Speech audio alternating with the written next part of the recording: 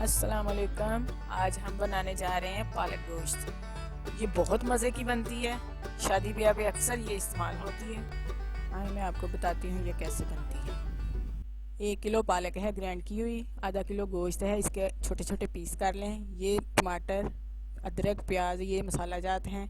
ये ज़ीरा पाउडर है, धनिया पाउडर है, नमक, मिर्च, हल्दी, ज़ीरा और ये तमाम दूसरी चीज़ें हैं। 1 पाव दही है, 1 पाव घी है। प्याज, टमाटर, अदरक, लहसुन का पेस्ट हमने तैयार कर लिया है। इसकी स्क्रीन पर आपको तमाम क्वांटिटी मिल जाएगी।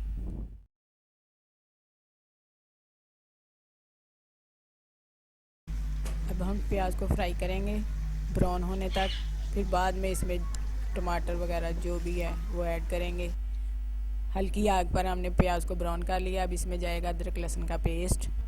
इसको 1-2 मिनट तक हम भूनेंगे। उसके बाद हम डालेंगे इसमें टमाटर डालने के बाद इसको थोड़ा सा भूनेंगे।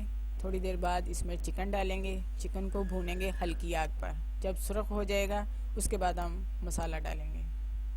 और ये डाल दिया हमने इसमें चिकन। अब हम चिकन को अच्छी तरह से मिक्स करेंगे। इसको हिलाते जाएंगे 5-10 मिनट के लिए। ये इतना प्यारा कलर देगा, ये देखें। अभी इसको हमने भूनना है। जब चिकन का कलर चेंज हो जाए फिर हम इसमें मसाले डाल देंगे। ये डाल दिए हमने मसाले और अब इसको खूब भूनें। इसको हमने 2-3 मिनट पकाया है। अब इसमें डालेंगे दही। दही डालने से देखें इसका कलर कितना प्यारा हो गया है, घी ऊपर आ रहा है। इसका मतलब है चिकन जो है पक गया है। अब हम इसको थोड़ा सा और पकाएंगे और उसके बाद हम इसमें डालेंगे पालक। ये डाल दी हमने इसमें पालक।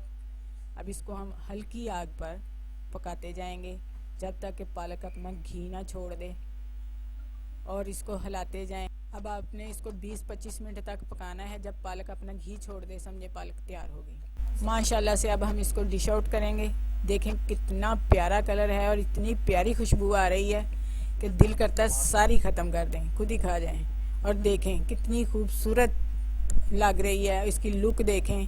और हमारे घर में तो चावल के साथ खाते हैं, आप दही उसके साथ भी खा सकते हैं। इसके साथ दही का रायता भी बना सकते हैं, नान के साथ भी खा सकते हैं, इसको रोटी के साथ भी खा सकते हैं। लेकिन हमने ज़ीरे वाला पुलाव बनाया है, हम उसके साथ ज़्यादा इसको पसंद करते हैं। माशाल्लाह से हमने चावल भी तैयार कर लिए हैं।